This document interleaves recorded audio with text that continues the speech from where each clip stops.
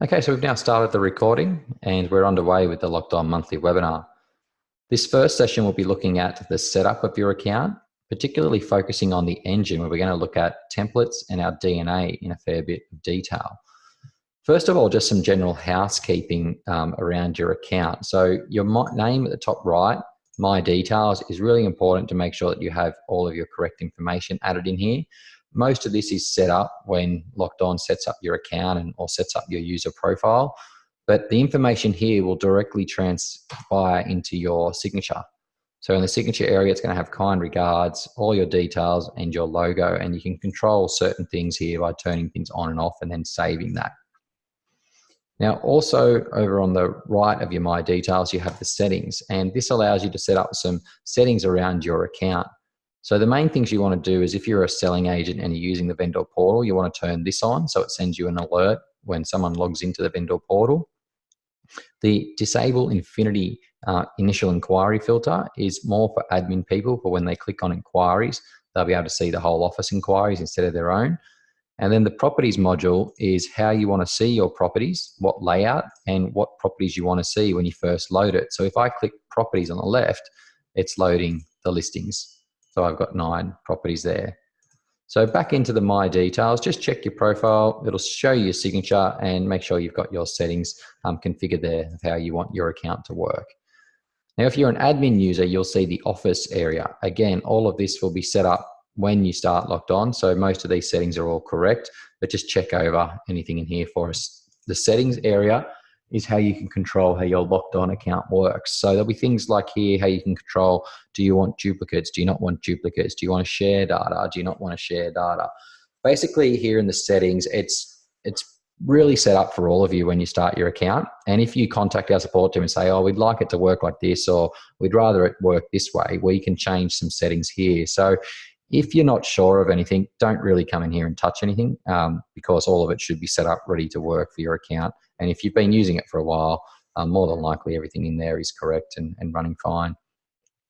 Now in the theme area, you just have your logos and your colors. So this just means quite quickly, if your branding changes or you update like your highlight color and background color, you can come in here and edit and change these with your hex color code or by using the picker.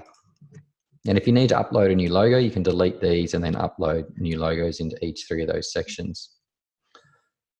And if you're an admin, you'll see the accounts and billing, where you can add your credit card, update payment, and download your invoices. So that's just a little bit of housekeeping around the accounts and the My Details of the agents.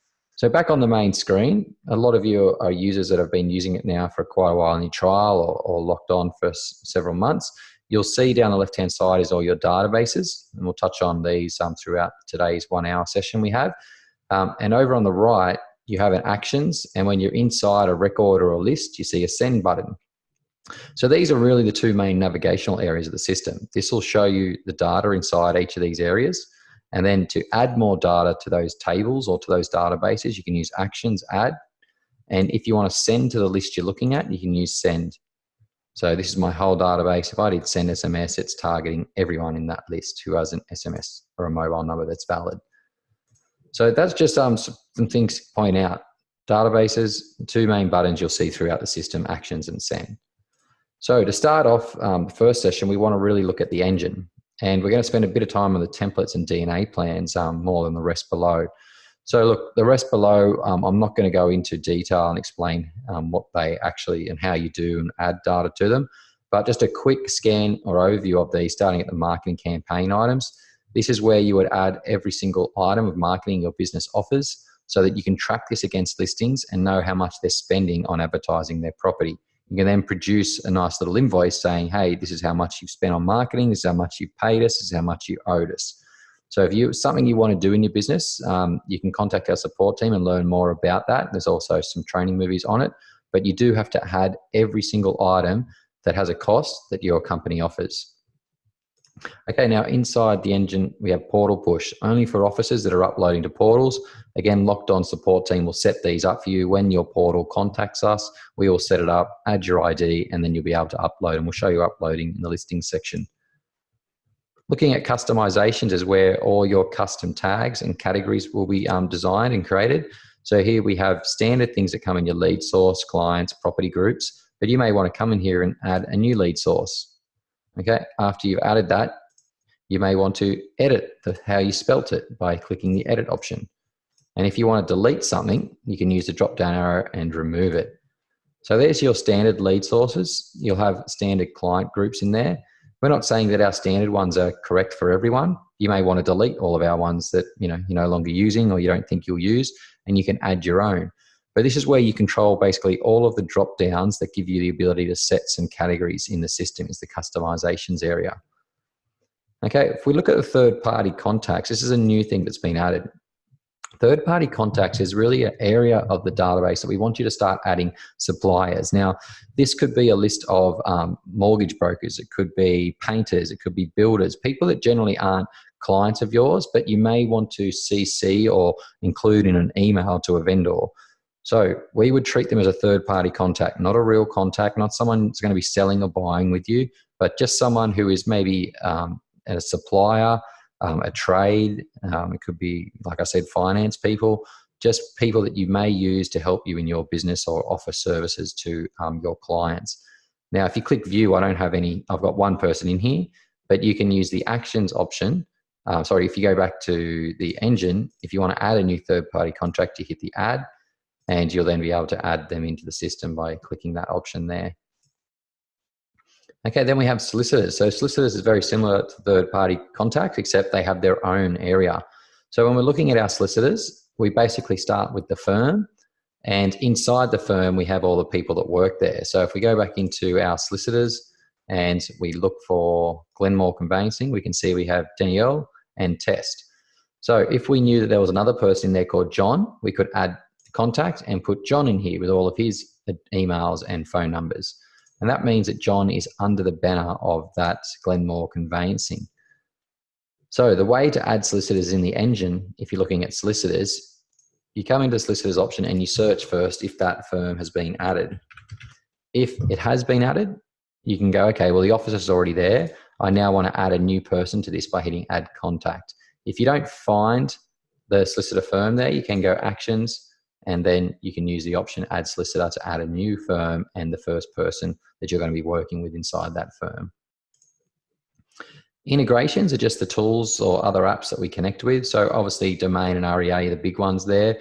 We capture your leads from those sites. If you're interested in setting up lead capture, let us know.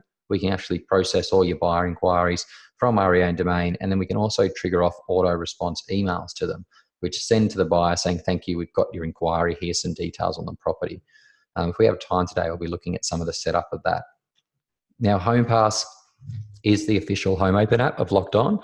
So we basically get you a free account with HomePass, their HomePass Lite subscription. You can take names and numbers of your buyers and sync them into your account. And MessageNet is the SMS provider that we work with. If you haven't got your MessageNet set up, you can hit the configure option here, and then you can hit the create an account option at 6 cents a message for 160 characters, and you basically pay for what you use that month. So if you don't send any SMSs, you don't pay a bill. You send 100, you get a bill for $6. So we kind of look at MessageNet there, and all the billing will be done through them. So you'll pay them at the end of each month. So the two main parts that we want to look at are templates and DNA plans. First of all, let's look at DNA plans. So we're going to be looking at some of the Aaron Shiner ones today. These are the ones that come standard with your account. And the great thing about LockedOn is that we give you $1 million performer systems on how he treats someone from meeting a lead to an appraisal, to a listing, to a sale, to an anniversary. And all of those follow-up plans, templates, emails, SMSs are all designed for you. Now, they may not suit your business exactly. They may not be to your area, the wording, but this is a massive head start for anyone who doesn't have any plans. You could definitely use ours and get great results. But if you're really pedantic, you can easily edit all of our content and make it suit your business. If we look at an appraisal follow-up, I'm going to hit the edit option. Now, to explain a DNA plan, it's just a series of events over a set period of time. Now, looking at the appraisal follow-up, it will then start to list all of the items inside this plan. The first thing that will happen is immediately an SMS will be sent. The good thing with SMS and emails in our new system is that you can hit the edit option on any SMS or email inside our plans, and you can automate it, which is this button here on the right. Automation is extremely powerful. it means that that morning comes and the SMS will automatically send to your vendor or your client. The email can have the same trigger. So in the email, you can have the automate button. So both of these, this SMS and this email and this plan are both automated, and we're going to use that in our example training later today when we put an appraisal in, and you'll see that it will send off the SMS straight away and the email straight away to our vendor. If we keep looking down, we have a letter that we're going to print that day. 11 days later, another letter. Then we got a phone call, and we go into a few phone calls. We get to another SMS that we could automate there, turn that on to automation, and we go down to a task, and then we have a conditional. So inside of our plans, we have conditionals, which basically give us a rule. And this one says, check my vendor has a valid email. If they do, send an email. If not, tell me to print a letter. That's what a conditional does. So all the way through this plan, we have certain rules. We have certain items that are happening. We get to the bottom of the plan. After 2 years, we have what happens is a reoccurring, repeat every year forever SMS. And this is where another extremely powerful part of LockedOn's DNA plans is that we can see this lasts for 2 years. And then on the second year, it's going to tell us to send this SMS. Now, what will happen is this SMS will send, and then 3 years, it will automatically send the next SMS, which is saying it's been 3 years since we appraised your property. On 4 years, it will then send the 4-year SMS saying it's been 4 years since we appraised your property. And this actually says repeat forever. So if someone does an appraisal with you and never lists their property, they will continually get an SMS from you every year until they decide to list their property. So think of that with appraisals, with every sale you make, just having regular contact with these people on a very important date. So that's the importance of a DNA plan, how they're structured. Now, I showed you this first because when you're building DNA plans, you have to have all of your templates created. There's no way I could build this plan, which has emails, SMSs, and letters in it, without having all of my emails, SMSs, and letters all set up in the system. So if we close this out and we look at the engine templates, this is where all the templates are created. So when you start with LockedOn again and you install the Aaron Shiner plans, you're already given a mass amount of emails, SMS, and letters. So you really don't have to invent the wheel, but we're going to show you how you add in an email, an SMS, and a letter, just so you know how to create your own. So a lot of the content is already there, and if you wanted to edit the Aaron Shiner stuff, you can just go into any one of these, hit edit, you can read the content, and you can edit the text by looking at the text, make any changes you want, and then save that. So it is a bit of a job to go through, 50 emails. I think you've got about 60 SMSs, over 90 letters. It is a bit of a job, but I'll tell you what's a bigger job is going to try and build this all yourself and get all this content. So this just saves you months and years of pain. You just need to spend a good solid couple of days reviewing all of this, changing some words, and then all of your templates are up to date. So we can see the edit option in email and SMS is very easy. We just hit edit and we modify the text. Anything in green is a merge tag, so we probably suggest you don't delete that because it's going to pull in data from the record you're sending to. But when you're editing our letters, there's a bit of a process to do this.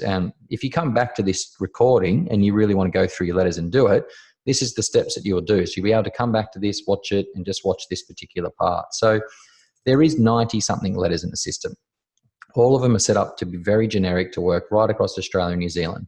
But you may want to change your wording. You may want to put your logos or branding on some of the letters. To edit a letter, we hit the arrow and we hit download first, which pulls it off the server and saves it on your computer. You then open up that document and you would make any changes you want to this. Now, anything again in double brackets is a merge tag, and all the letters are set to print to a window-faced envelope. So if you really want to go and change all of that, it's a bit of work. But the main thing that we want you to do is read the copy. So you may think, oh, I don't want to say happy anniversary, or I actually want that happy anniversary to be highlighted and I want it to be red. So we can see that we can highlight that. Let's change the font color to red. And that's just making a change. Obviously, you'd read over things. You might change sentences, but there's all the merge tags to sign it off. And we've made a few changes and edits here. Now, once you've finished changing this, you can hit the save option. Now, this is downloaded and saved the document to your computer. You've made the changes, so this file on your computer is now updated with these changes. To re-upload that to the LockedOn server so that this now 1 year settlement letter has your yellow and red text in it, you hit the edit option, you browse for the file on your computer, which I have in my downloads, It's the 1 year settlement because that's where all my downloads go. We click on that and it uploads the letter. So it's replaced the file on the server with the new one, and we hit edit, and it's now saved that document so that next time I go to use it, it will actually have the highlighted and it will have the red text. Now, you repeat that step for over 90 letters. As I said, it's a lot of work, but that's how you customize everything to be specific to you and your agency, and it's a lot quicker than you going to try and design and build 90 letters. So we've looked at how you edit all of these. Let's look at how we create them. In the email area, to build a template, we go Actions, Add Template. Oops, I just have to refresh that to get rid of the letter. So in the engine, we go in the templates, we go Actions, Add Template. And here we're just going to put Webinar Test. So that's my title of the template. When we first build a template, at the top left, it says no subject, set one now. So most of your templated emails, you would have a preset subject. If not, you can leave it blank and it will ask you to enter a subject before you send that email. So we'll just put in here, Webinar Test Email Subject. Building a standard email, generally the process we will do is we will add in a header, which puts your logo, and we can have a keyword at the top right. We can just get rid of that by hitting backspace there, or if it just says header title, it won't send. And you can certainly play with a lot of these settings. I'm not going to go through every setting you can do inside the widgets. We could spend an hour just on email builder, but the basics are you've got some logo settings. You can use a different color logo for color or white. You can position it in the center, left or right. You can add different colors behind it all by using the colors option. But let's just put it back on the left. Save that, and now we want to do the most basic part is by putting the text in, which is a paragraph. When we're putting a paragraph together or a bit of text, whether we're doing an SMS email, we always start with hi, add personalization, and the top 15 merge tags are all above this line that you'll probably use 90% of the time, and there's probably another 100 or 200 below that you can use if you get quite advanced, and there's even more tags that we don't show. So basically, always to start off every email and SMS, you use recipient name. It will say hi, the client's name. You can press shift on your keyboard, enter to go down 2 lines, and we can type message here. So you would type your nice email to your client. You can then format that by selecting and bolding and underlining, doing what other options you want to make that look pretty. And then you can save it. Now, if it's a fancy email or it's a newsletter, you might want to put some buttons in there. You can have 2 or 3 buttons. Each button can then be linked to its own URL, and the text can be changed. And in the colors, you can make the background of that. We can just put that as, what have we got there? We'll put that as white by using that color code. And you can see that it now matches the top. Okay, so there's some buttons. You can put a nice looking headline text. You can also drag in an image. So you could put one big image in there, about 650 pixels wide. You could say, well, actually, I want 2 images. I want 3 images, 4. Obviously, the more you put, the smaller they're going to be, but it tells you the width of each image as we start to drop it. So 3 images, you should be looking at 214 pixels wide. 2 images, 320, and 1 image is generally 650. To add an image, you hit the pick image option. There's all the ones that I've uploaded before, but you can upload new ones from your computer. You can select the image and then it will insert that. And you can hyperlink by putting a URL behind that image. It means if someone clicks it, it will go to that website.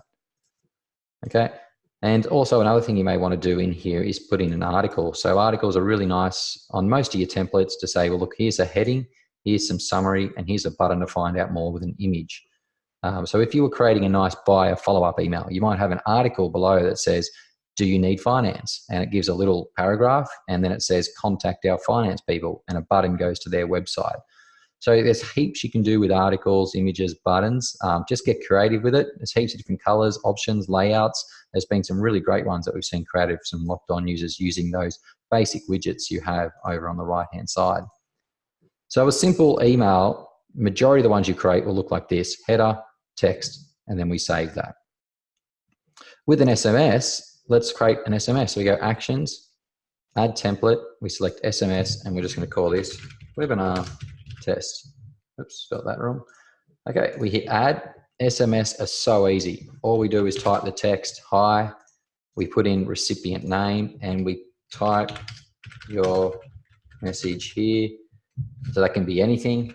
And if you want to sign it off, you can use the tag sender display name, which will pick up the agent's name that's sending the SMS. And if you want to put the company name in there, you can put office company name.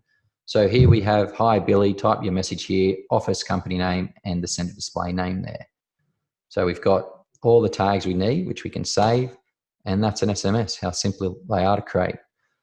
Now, letters are not too much, look, there are a few more steps involved, but basically when you're wanting to create a new letter in the system, a great starting point is to find a letter that's similar. So I want to create a new appraisal letter. So I might go, here's my appraisal 12 months letter. The first thing I would do is download that letter. Now, the reason I'm downloading one that's already been set up is because it has the merge fields in it already. So this letter is already set up beautifully to start and sign off. And all I'm wanting to change is the stuff in the middle. So you type your new text here whenever you're creating a new letter. You can put whatever you want in there, but you have the top set up with the right merge fields, you have the bottom set up with the right merge fields, and your text is what's going to be different. When you've finished editing this, you go File and you hit Save As. And instead of putting this as my potential vendor, we're going to put this as my webinar test letter. So pretend I put a bit of time into this. It's a really nice letter. It's got all the main merge fields, everything set up we need. And I now need to add this to LockedOn. We go Actions, Add Template. We're going to call this one Webinar Test. And we're going to make that a letter. And we browse our computer for that file. Mine are in the Downloads folder. And we upload and hit Add. So now we have simply copied a letter that's already set up in the system, and we've made it our own and given it a different name, and there it is, Webinar Test. So now that we have the 3 templates set up, in the engine, let's look at how we can build a DNA plan. And this will give you some core fundamental tools for when you want to build your own plans. To be honest with you, not a whole lot of users go and build their own because our plans are so good, but you may want to look at just creating some simple ones. And to do this, we're going to create one, hit Add, Webinar Test. Oops. And we will hit Create. It gives you a blank screen. And this is where you start to build the parts of your DNA plan. I'm going to show you one of everything here so you understand how they work. The first thing I want to do is an email. So we click Email. If it's going to be for property follow-up, which 90%, 99 or 100% of our plans are all property follow-up. They relate to you knowing the person and the property and setting the plan against that. If you wanted to build some buyer plans, well, that relates to a client. So we're going to do a property one, and we're going to select our first template, which is our webinar test. We're going to automate this, and we can specify who we want this to go based on who is attached to the property. Most of the time it'll be to your vendors. But if this email was to go to your purchasers, you can select purchasers. If this email was to go to the purchaser solicitor, you can assign it to go to them, and it will pick up their email and send them the email. So we've got a whole lot of different recipients we can tell this email to send to. The assign to is giving me all of the users in my account. If you don't want it to be hard-coded to a user, you use your dynamic. So dynamic says, okay, well, based on the listing or the property record, we have a whole lot of different agents that can be attached to it. I want this task to be assigned to the assigned agent, which is the person who owns that record. If this was a listing task for the actual listing agent, I could put that as primary listing agent. If it was for the secondary listing agent, I can select their name. Basically, we're just saying use the person on the record that is in this field. And for most of them, we do assigned. And then the timing, we have some really cool things with schedule, but this one we're going to say immediate, which means as soon as I set the plan, send this email. Now the next one is an SMS. And if we go into the template, we're going to use our webinar test. We will automate this to the vendors, and we'll assign that not to anyone in the office, but we're going to assign that to the assigned agent again. Now in the timing, instead of it being immediate, I'm going to schedule it. And schedule means I can pick any date on the property and make this happen before or after that actual date. So the application date is when you set the plan. You've got the appraisal date, auction date, building date, deposit, exchange, finance. Every single date you have, you can set an action around that. So as an example, we'll use we're going to use the application date because that's just when we set the plan.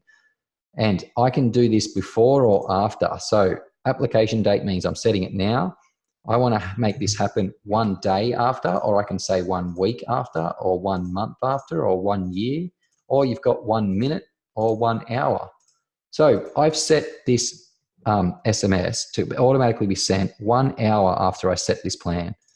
And that's now booked in to happen.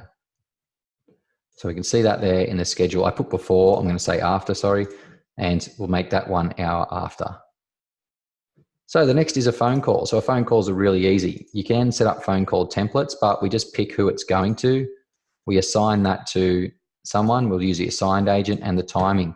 So the schedule, let's use the application date again.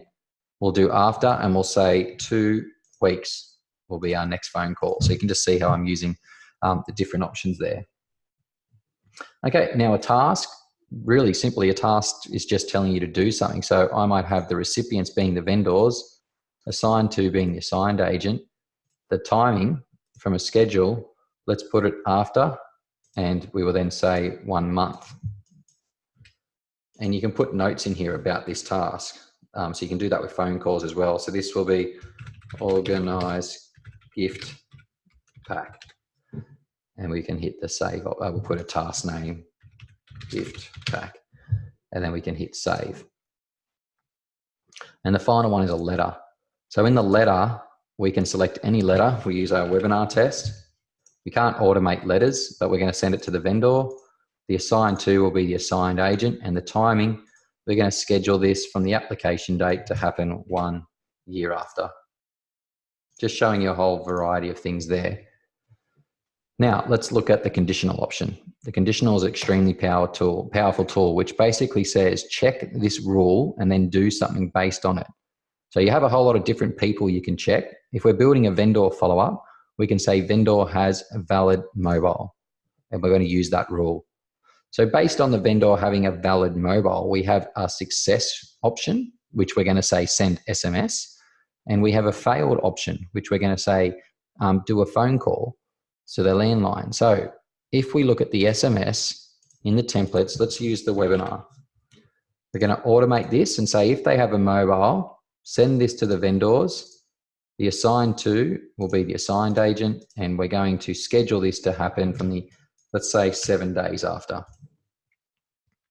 So it puts it into position. Now the failed option is I'm going to do a phone call, and the phone call is going to be no mobile call landline 1 week follow-up.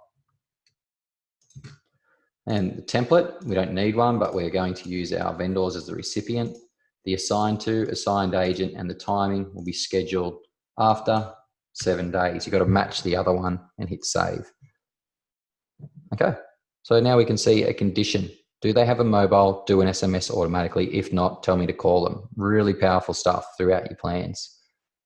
Now, the final one I want to do is put an SMS. Oh, let's do an email, which will be our webinar test. We're going to automate this to the vendors and assign this to the assigned agent. And the timing is going to be a schedule, but we're going to look at the every. Now, the every is extremely powerful. It basically means I want this to happen every so often, and we can automate it. So we basically say, how often do you want this to repeat? Let's say every 1 year. And we've got to repeat forever, which means it will just keep repeating every year. Or we can turn that off and say, look, I only want this to happen 5 times. Forever is the better option. It then says set an offset. So do you want this to start straight away, or do you want it to be 4 years till it actually kicks in and then starts repeating? Most of these things, when you're doing repeating, you'll just say have an offset of 1 year and start this from the first year and repeat it forever. And we save. And now if we look at the bottom of the screen, we have an email, which is email webinar test. It's automated from the apply date. It's 1 year after, and it's going to repeat every year forever.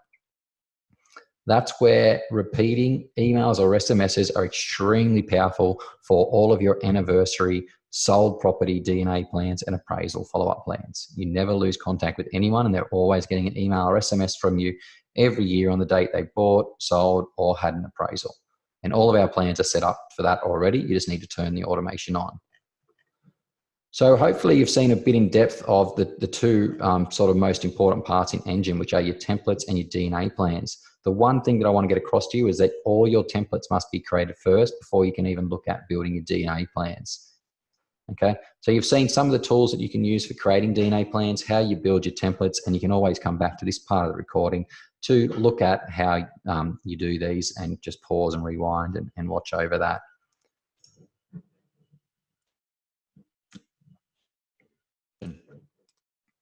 So now in this part of this training, we're going to be looking at buyers. Okay, so there's two main people we work with in real estate: buyers, sellers, and that's what I want to try and train you on, some of the most important features inside LockedOn today. So we've already mentioned that LockedOn can capture your leads from REA and domain. And also the other main way that buyers hit your system is through HomePass, the Home Open app. So if we have these two main areas of inquiries from websites and meeting people at open homes all syncing back into the system, it means your data is captured. If you wanted to take phone calls or have someone process inquiries for you, all of your REA and domain and telephone phone calls and inquiries, they will all sit in the inquiry area. Now, I'm logged in as me. I look at my inquiries and I have no inquiries to process. But this is what would happen. If one came through REA or domain, we're just going to add one, a fake one, and it would tell us what property it's for. Okay. It will then have the name of the person. So we're just going to put in here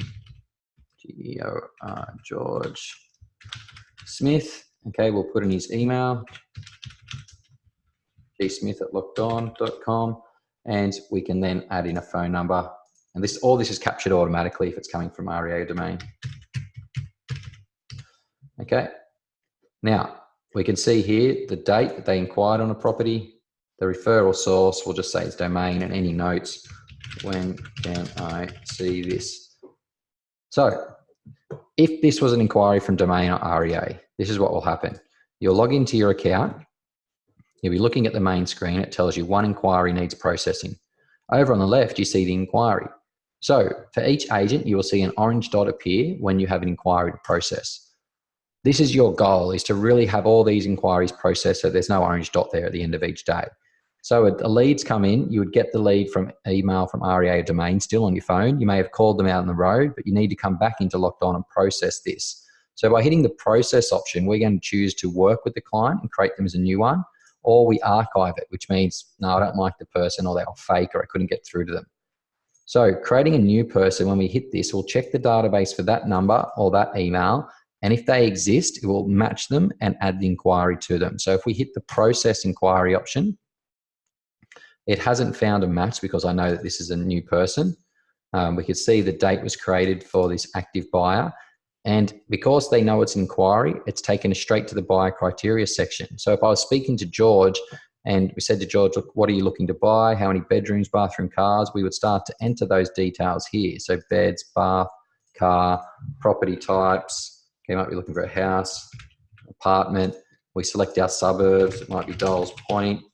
We start typing them in. We get a Google match. Might be San Susie. Okay, so we're adding in a few suburbs.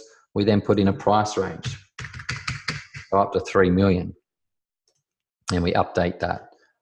So now that we have entered the buyer criteria, we can say to George, look, based on your inquiry and your property criteria, we have 4 properties that match your criteria. What we'd like to see you all doing is saying, okay, well, based on these matches, we want to send you an email. So we go send email, and we use the buyer match template that comes with the Aaron Shiner pack. And this will just be a simple subject, your matching properties, with a simple message. Here is a list of the properties that match your criteria. For more information, please contact me. And we can see your listings below. Now, obviously, your emails have your branding and your logos on them. And if you need to change the text, you can by changing that over on the right, making any changes you want, and hitting update preview to see how that would look. So the preview on the left is an exact copy of what will be in their inbox. You can then add attachments and hit the send option to send that to your client. So on the flip side of this, when you start adding buyer criteria, you can see that this will then, if we look at his properties that he matches, and we go to 8 Skinners, this is where it benefits you as a listing agent. You can actually go into the buyer match and you can see a list of all the buyers that match this property. And there's George Smith. Whoops, I'll just hit the back option. I clicked his name. So looking at the matches, there's George Smith here. We have 7 other people that match it as well. So I've got a small sample database, but you will have a lot more buyers that match this. And we'll look at how we send a just listed off in a second. But going back to George Smith's record, the processing of the inquiry or following up people from inspections is really important, because we want to make sure if you have a good, clean buyer database, if your information in the buyer criteria is right, then they're going to get great just listeds. They're going to get updates on properties they're interested in. And this is what it's all relative to. You've got to have really good criteria when you're dealing with your buyers. If they want to change something, they'll call you and you can update their criteria there. So once you put a buyer into the system, in the activity is where we track their 4 levels of interest. So we have inquiries, which is they're asking for information about properties. Inspections, when they turn up to inspect the property, and this all comes from HomePass. It will sync the people in. If you don't use HomePass, you have to go actions, add inspection, and manually put in that data. If they request contracts from you, like that, maybe they want to review the contracts before they make a formal offer, you can go actions, add contract. And if they make a formal offer, you should always be logging that. Actions, add offer, selecting the property, date, and price. Now, if we go to one of my clients, it's a test one, searching for Luke, we can see in the activity that I have quite a few inquiries, quite a few inspections. I've got some contracts on some properties, and I've made some offers. So you can see that this person has had a lot of buyer activity with this agency. Now, if we go back to a property where we're looking at 8 Skinners before, again, as a listing agent, it will show you every inquiry you've had, every inspection, every contract, and every offer. So it gives you great tools to be able to communicate with the right people at the right time throughout the campaign. As an example of that is if you had all this data captured and your owner said to you, look, let's reduce the price by 50,000, you'll then be able to go, okay, well, let's go to the property activity, and let's use send SMS. And I want to send an SMS to all the inquiries, all the inspections, all the contracts, and all the offers. And I have 10 unique buyers there that have a mobile. We're then going to send a template, which is our price reduction. And it sends off this SMS. Now, sending SMSs to small targeted groups is super effective because it's so fast, it's so cheap, and you get instant replies. But an SMS to people around a property that they've been interested in is really, really effective. So now all we need to do is confirm how many people it's going to and hit send, and we've sent off a price reduction email to the most important buyers that have seen the property. So you can see how quick and effective that is if you are really good at tracking your buyer criteria and their activity. It gives you great tools throughout the campaign, and we'll also look at how that affects your vendor reports coming up in the listing section. So if we go back to my client, and we'll use me as the example now instead of George Smith, when you're working with buyers, there's one really robust way that you should keep in contact with them. Now, if you're doing your buyer stuff right, and you're putting in right criteria, and you're doing your general emails out like just listeds all the time, and you're doing weekly open home alerts out to all your buyers, then they're getting regular contact from you. And not all buyers are buyers that you need to follow up. You don't need to call every single buyer all the time. But if Luke said to you, look, I'm financed, I'm ready to go, I want to find a property in the next month, so it's either going to be with you or someone else, but I'm ready to buy, that may spark interest in your head that you think, look, Luke is an actual hot buyer, and my hot buyers I want to keep in regular contact with.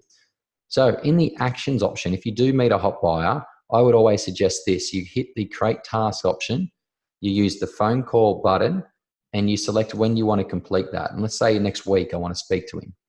You can use the repeating option. So repeat this task how often? If it's 0, it's a one-off task. It won't be repeated. But we can say repeat this every 1 week, not forever, but I want this to last for 8 weeks. And it's going to be my hot buyer weekly update. So I know that any hot buyer I meet, I call for 8 weeks every week, and I hit add task. When I look at the task section here, we can see that it has, I've put in a lot here, so I'll just remove, where is the one that I put in there, in 7 days, hot buyer weekly update, yep. So let's get rid of that. Let's have it here from the last test I did, sorry, just to make it clear for you guys. We'll get rid of that, get rid of that. Okay, so this is what a new buyer would look like. They would have a repeating task set against them to call every 8 weeks. When you log into Locked On every day, it tells you what you've got. You've got 41 tasks overdue. You might have some tasks due today. If I look at my tasks, I can see there's none due today, but if I was to look at it on the 9th, there's my first phone call.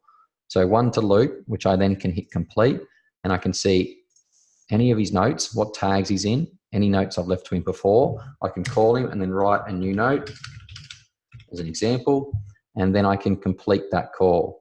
Now, if I need to reschedule it, I can hit the reschedule. I might change that to tomorrow because he didn't answer. I can complete it and reschedule, or just move it if he didn't pick up. So if they did answer and you spoke to them, you generally just complete that because you know it's repeating. And now that task has been booked in to happen in 7 days' time. Automatically booked in because it has repeating on it. So if we look at Luke Newson, we can see on his record in the task section now that this is repeating, and it only has 7 times left now. Because we started at 8, one's been done, and we're working our way backwards, and that's due on the 16th of October. That will appear in my task. So hopefully you can see that repeating tasks against hot buyers is by far the most effective way to keep in contact with buyers that are ready to go financed. Now, you can do this for any buyers. You can say, look, I want to speak to them every 6 months, every year. It's completely up to you. You can set whatever timing you want on it. But if a buyer says to you, look, Luke, we've bought somewhere else, we're no longer looking, don't need to call me anymore, to kill that recursion, you hit this and you hit delete, then that will stop it from repeating. That kills that task. You've done all your follow-up with them. They're still a buyer on your database, and they can unsubscribe from your emails if they like. Okay, so let's pause the recording there. Okay, so let's look at the third and final session of today. We want to look at the property side. And this is really where you make all the money in real estate, is you meet people that own properties. If there's one number on your dashboard that I would tell you is the most important, is this potential seller one. The definition of a potential seller is that you know them, they know you, they own a piece of real estate in an area you can sell. So to give you an idea, a really, really healthy database for an agent would be they'd have anywhere between 800 to 1,100 potential sellers. And all of those people would be on some sort of regular follow-up. So Wembley might just be a phone call a year. It might be an anniversary, but they have some sort of future contact to keep in contact with them. So I've only got 26. I can click on that and I can see everyone in my list. To mark someone as a potential seller, when you're putting them into the database, in the information area, you have this button here. So that flags that this client is a potential seller. So you tick that and you hit update. Now that's not the end of it. Really, for a potential seller, it should have a full clean record. This should be your cleanest data in the database. So we want to see as many numbers as you can, email, postal address. When you've got a nice clean record, you then add the properties that they own against them. This one's got 2, so we've got one listed for him at the moment and one that's exchanged. Now, if Luke owned another property in the area, we could hit the actions, link property, and add a new property against him. So we know that he's got a property 8 Skinners for sale, but let's say he also owns 10 Skinners, which is the one next door. 10. Okay, and if you type that, it will then match Google and it will then load in the details, and we can select that it's a house. So this is how you add a property to a client. You can see I'm starting with the client and adding the property to them. That's just a great rule of thumb, is you always put the client in first, and then you attach stuff to them, whether they're a buyer, whether they're a seller, any custom tags you want them in. And we'll hit the add property option. So now that we've added the person into the system, we fill in the basic details of their property, which is beds, bath, car, last sold price, last sold date, etc. What we're going to be looking at in this next sort of 13 minutes is the plans and the flow of a property life cycle. So we first meet someone who's a lead, who is a potential. And if we look at the update status button, there's 5 main statuses throughout Locked On, which is potential, any new lead you meet that has a property to sell, and you've databased that. You then hopefully are creating a relationship to get to the appraised step. Once you've got that appraisal, we're following it up with a great plan to hopefully be the winning listing agent. We then market it successfully, it becomes sold. And then on the settlement date, we get the call from the solicitor, it's settled, and the new owners take the new key, and we set all the anniversary plans.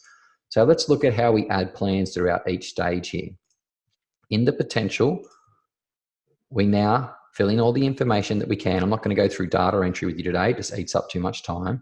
But once you've got as much data as you can about that property, you use the actions, apply DNA. And using our standard Aaron Shiner plans, they're all in number order. So we're starting at the top, number 1, and we're working our ways all the way through to number 6. We can see also my webinar test DNA plan that we had there. Okay, so that's there. I could use that, set it against this property. It has all our webinar test emails, SMSs in it. We won't look at that, but it's there for you in the list. So using the Aaron Shiner standard plans, we basically say, look, this is a potential that I haven't appraised. So we set the number potential appraisal, number 1, and we start that from today. And this will now add in a whole series of actions against your vendor and their property for you to be completed. And we can see this in the task section. So there's an SMS, there's a task, there's an email, phone call, SMS. If some of these were automated, they'll load and then they'll send off to our client. Now, I don't think that any in this plan are automated. So if I look at my task, it basically tells me, what do I need to do today? Oh, look, there's my first SMS to the client. So I hit complete because it's not an automatic one. I can update the preview just to see what it looks like. Okay, Luke, it was nice meeting you today. And I can then hit the send SMS option. And that's then sent the SMS from me, the agent, to my client. And they'll have that appear on their phone. Okay, the next one's do an office intro pack. So I've put the office intro pack together. I've got it ready to post and I can hit complete. So you can see how the tasks will keep appearing in the task list here. That's for you to do your tasks each day. Now, if I just go back into the completed option, it tells me what I completed that day, and I can click on the address to load my property. Here we can see in the summary what we've actually done with the client. SMS has been sent, office intro pack has been added. I've just got the SMS on my phone from my number because I'm the agent. So we can see that that's all coming through. Now, obviously in the life cycle of this, the agent would be completing these items, these phone calls, these emails as they appear in their task list. There is nothing more successful or better results than doing tasks to warm to hot people and building relationship with them. You'll turn this on every day and see your tasks, and you will start to just know when you're going to list someone's property or know when they're about to sell because you had such regular contact with them. So these plans work extremely well and build great relationships. Now, if the client says, look, Luke, I've been getting all of your emails, your SMSs, and would love to have an appraisal, we can then put the appraisal in. And to do that, we hit the update status. We make it appraised. We go into the life cycle and we fill in the appraisal information, such as we appraised it, let's say yesterday, took 30 minutes. The price was 500. Okay, your minimum price was 450 and their maximum appraised price was 500. Your commission is going to be 3%, and then we can put any appraisal notes and we can save that. Now, because we have an appraisal date entered in and we have all the information, we now want to set our appraisal follow-up. But there's one important thing to remember here is that before you set a plan, you should check your tasks and to remove a plan that's already in play, because this potential appraisal plan is no longer needed. So I want to filter to what plans I have, the potential appraisal. It shows me all the uncompleted options. I can hit select all and then delete.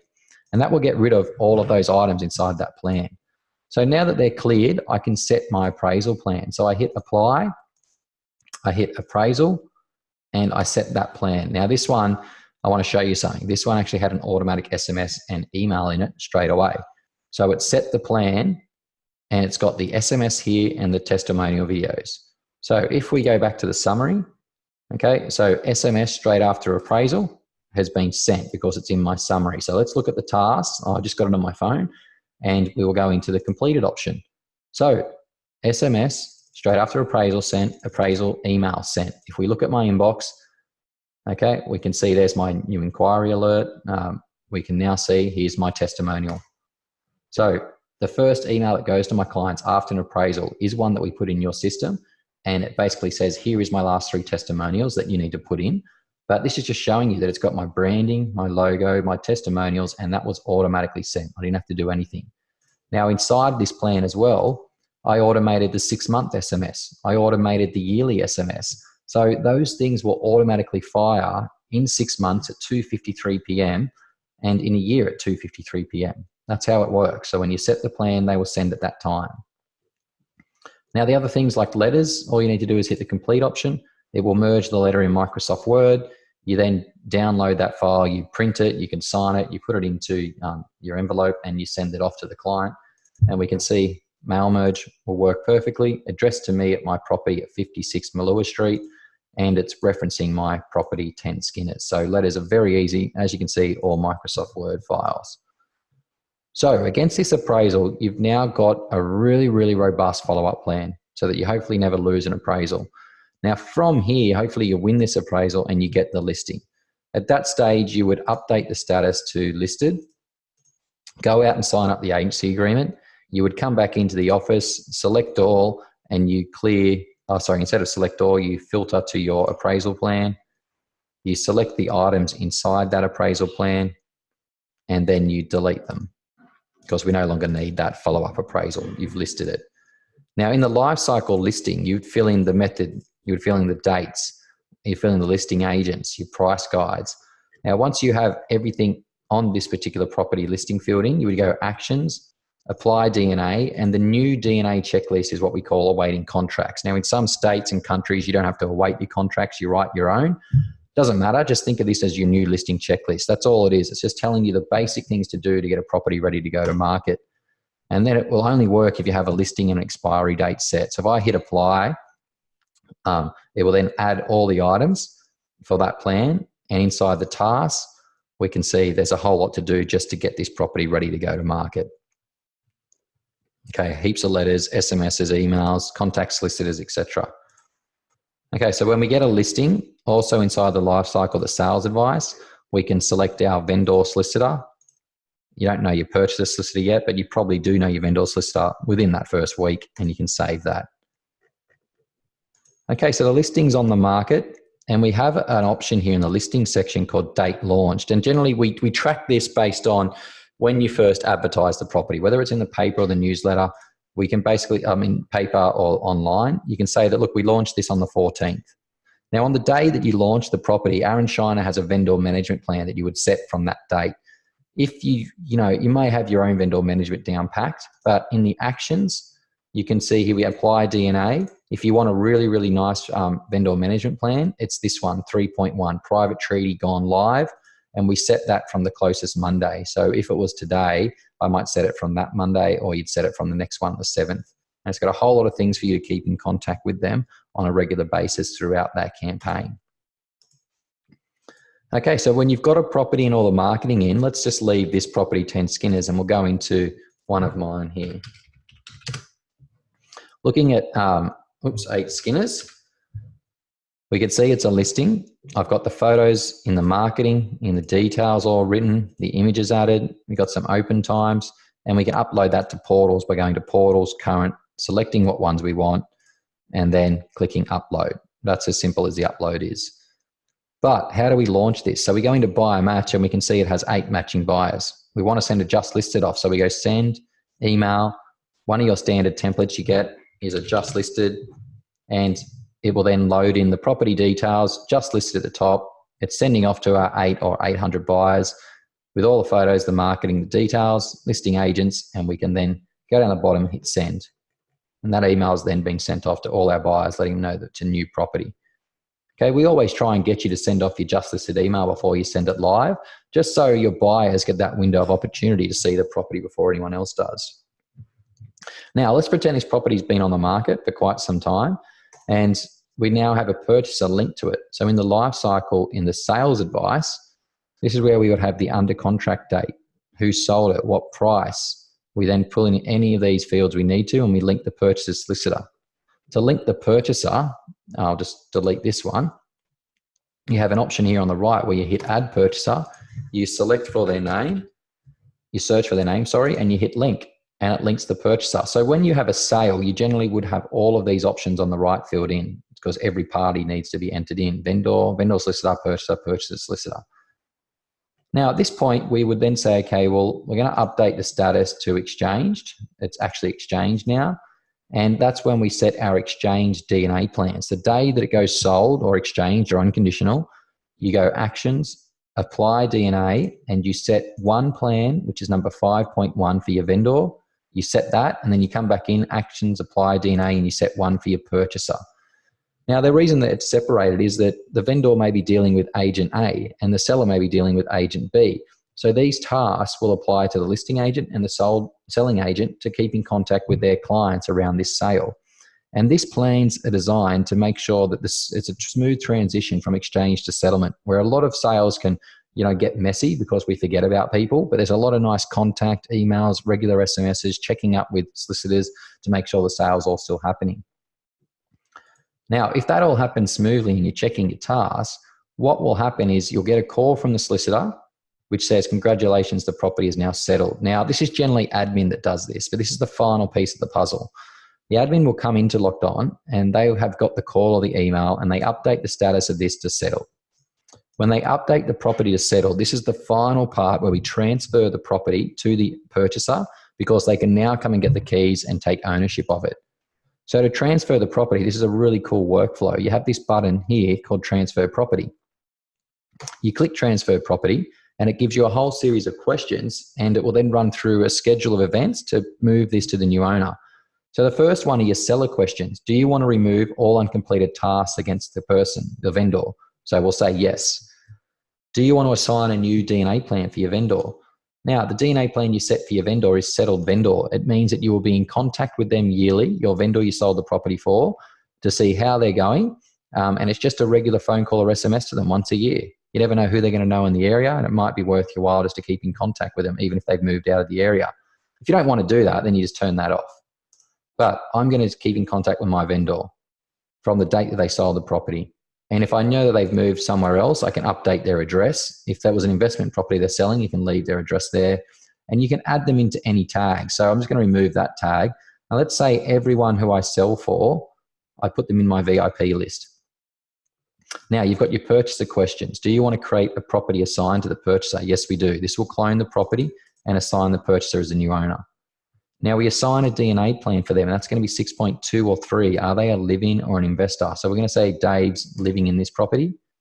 And again, anyone, just pretend that tag wasn't there, anyone that buys off me, I put them in my VIP list.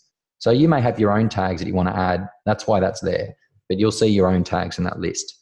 So will the purchaser remain an active buyer? We'll say no, he's moving into this. And do we want to update their postal address to be the new purchased one? We'll say yes, he's going to be moving into the property. We hit transfer and it will go through the checklist now, ticking each item as it's validating, adding the plans, updating your vendor's postal address, their client tags, to creating a new property for the purchaser, assigning their anniversary plan that lasts forever, adding them to the VIP tags and updating their postal address, and it says, congratulations, you've now finished. We go to the new property. We can see it's a potential. It's assigned to Andrew, the agent that sold it to Dave, and Dave against him in the tasks area now has set against him the number 6.2 settled live-in purchaser plan, which you can see here. And this has really, really great follow-up for the first 2 years. You've got a lot of emails, SMSs, check-in letters. And then at the end of that, when we get to our 4th year, it goes into reoccurring SMSs, emails to our vendor to say it's been 4 years since you purchased this home. Next year, it will say it's been 5 years since you purchased this home, with a nice SMS and email going to them every year until they die or you die, because that's the power of the repeating task in the system. So guys, that brings us to an end of the hour for the LockedOn webinar. Hopefully you've learned a fair bit about the workflow, the patterns, the DNAs, and how the automation works through it. If there's anything I can say to you, is the success of a system is when you have really, really good potential seller data for people that you know that own properties, and you have them on some sort of follow-up. From all the seminars and training that we've been to and speaking with top performers, is they have a system that they turn on every day. They click tasks and they see anywhere between 20 to 25 warm to hot actions to speak to people that they know that own property in their area, and mixed in that with a few hot buyer calls that they're doing. But when you start hitting that momentum of doing 15, 20, 25 tasks a day, and your database is consistently generating that for you, you will have no need to be looking outside of your system for business. Business will come to you. It'll just be reoccurring, and you'll have such great client communication and follow-up with people. So I hope you all get to that point where you see the momentum of a system, when you start to see regular amount of tasks every day for you to speak to warmed up people that you have relationships with. Guys, I want to thank you for spending the last hour with me and looking at some of LockedOn's features and the core components of it all. If you do have any questions, you can always use the help option. If there's live chat there, they'll chat to them. If not, you can leave us an email and we'll get back to you. Other than that, guys, I hope you have a great rest of the day. If you do have any questions from today's sessions, please make sure you email them through to us, support@lockedon.com. And this recording will be up live on YouTube coming this Friday, and I'll send it around to you all as an email. All the best, guys, and enjoy the rest of your day. Thank you.